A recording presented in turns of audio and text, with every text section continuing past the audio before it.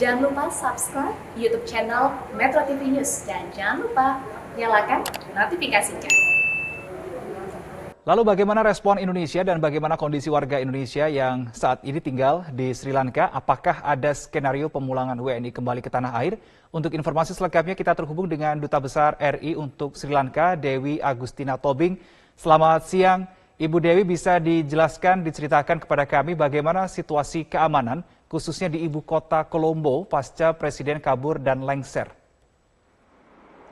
Ya, terima kasih Reno. Situasi sekarang kondusif, aman. Terdapat masih pengumpulan di daerah pusat kota yang selama ini memang pusat dari demonstran.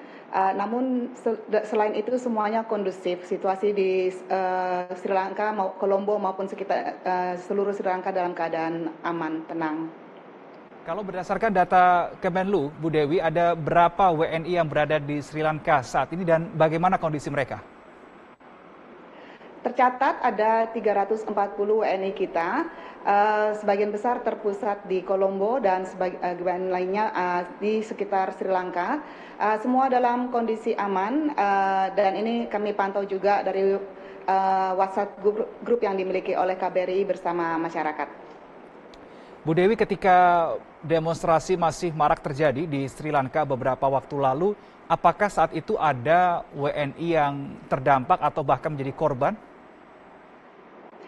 Tidak ada yang kami ketahui, Reno, karena memang selalu kami ingatkan masyarakat melalui WhatsApp grup tersebut untuk tidak mengikuti demo-demo dan untuk tidak mendekati area-area demo. Karena di luar area demo tersebut situasi kondusif seperti normal. Oke, berarti demonstrasi hanya terpusat di satu titik saja, tidak sampai merebak ke berbagai wilayah ya, Ibu Dewi. Terakhir yang kami dengar juga pihak Kemenlu ini memberikan informasi akan memberikan bantuan kepada WNI yang terkena imbas dari krisis di Sri Lanka. Bisa dijelaskan Bu Dewi, bantuan seperti apa yang akan disalurkan dan apakah hal ini sudah terrealisasi?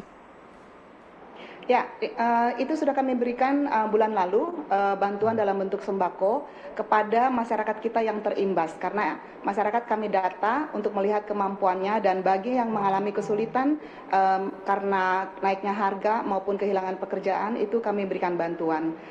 Dan bulan ini juga akan kami persiapkan untuk tahap berikutnya. Bantuan ini akan diberikan selama berapa lama, Bu Dewi?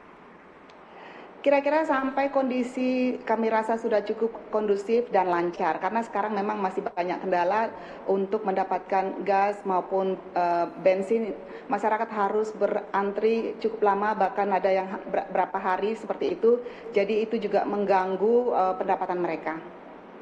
Baik. Bu Dewi, tadi Anda katakan ada sekitar 340-an WNI yang berada di Sri Lanka. Mayoritas rata-rata WNI yang berada di Sri Lanka ini bekerja sebagai apa atau mungkin ada yang berstatus sebagai pelajar mungkin? Rata-rata mereka pekerja.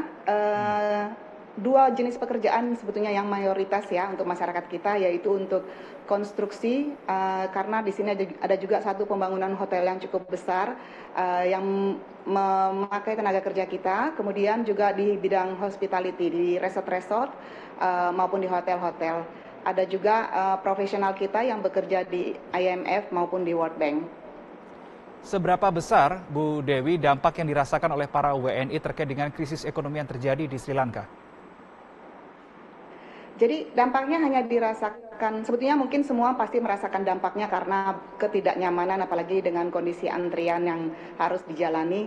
Namun demikian secara kemampuan untuk memenuhi kebutuhan pokok mereka, paling mungkin sekitar hampir 20 yang terdampak yang perlu mendapatkan bantuan dari KBRI. Baik. Bu Dewi, apakah ada rencana atau bahkan sudah dibuat begitu skenario pemulangan WNI? Kalaupun sudah dibuat, ini bagaimana mekanismenya? Kalau untuk antisipasi sudah kita lakukan, kita buatkan contingency plan, kita juga sudah rapat dengan Kemlu Pusat untuk mengantisipasi hal tersebut, meskipun ini belum pilihan pada saat ini tentunya, namun demikian itu kami lakukan untuk persiapan sekiranya sangat diperlukan. Baik, Bu Dewi, kalau berdasarkan informasi yang berkembang di Sri Lanka saat ini, bagaimana kondisi di negara tersebut sampai dengan saat ini? Apakah memang kebutuhan seperti BBM, listrik, bahan pangan ini masih sulit didapat atau bahkan harganya masih tinggi? Dan apakah ada bantuan internasional untuk Sri Lanka? Kalau untuk makanan sejauh yang kami pantau masih tersedia, meskipun tadi disebutkan bahwa harganya mahal meningkat seperti itu. Bahan bakar maupun gas juga pemerintah berusaha untuk memenuhinya dan sudah masuk dalam beberapa puluh ribu metrik ton baik untuk gas maupun bensin. Akan tetapi kita belum tahu sampai seberapa lama ke depannya dalam bulan-bulan mendatang kemampuan pemerintah. Nah, ini yang terus kami pantau. Tentunya banyak bantuan yang datang. Yang utama yang mereka sedang kerjakan adalah mengadakan negosiasi dengan IMF dan itu memerlukan waktu tentunya ya. Dan untuk bantuan kemanusiaan seperti halnya Indonesia juga sudah pernah memberikan bantuan obat-obatan. Negara-negara lain juga memberikan banyak kontribusi yang membantu masyarakat Sri Lanka pada saat ini. Tetapi tentunya itu belum cukup ya. Yang penting adalah bagaimana negara ini bisa berputar kembali ekonominya untuk bisa sustainable dalam recovery-nya. Baik, Bu Dewi, setelah Presiden Rajapaksa mengundurkan diri, mengirimkan surat pengunduran dirinya kepada Parlemen Sri Lanka melalui surat elektronik, kemudian akan dicari begitu ya Presiden baru pengganti Rajapaksa. Bagaimana dinamika politik di sana? Ya, hari ini akan diadakan sidang, mungkin saya kira sebentar lagi sudah akan diadakan sidang parlemen. Kemudian proses selanjutnya pada tanggal 19 nanti, minggu depan, akan diajukan calon-calon presiden. Kemudian tanggal 20 itu akan diadakan pemilihan presiden di tingkat parlemen, jadi dipilih oleh 225 anggota parlemen. Nah, setelah itu, saat ini Perdana Menteri Ranil telah ditunjuk sebagai acting presiden. Nah, dalam proses ini nanti setelah selesai baru nanti akan mereka mendapatkan memilih presiden yang baru. Baik.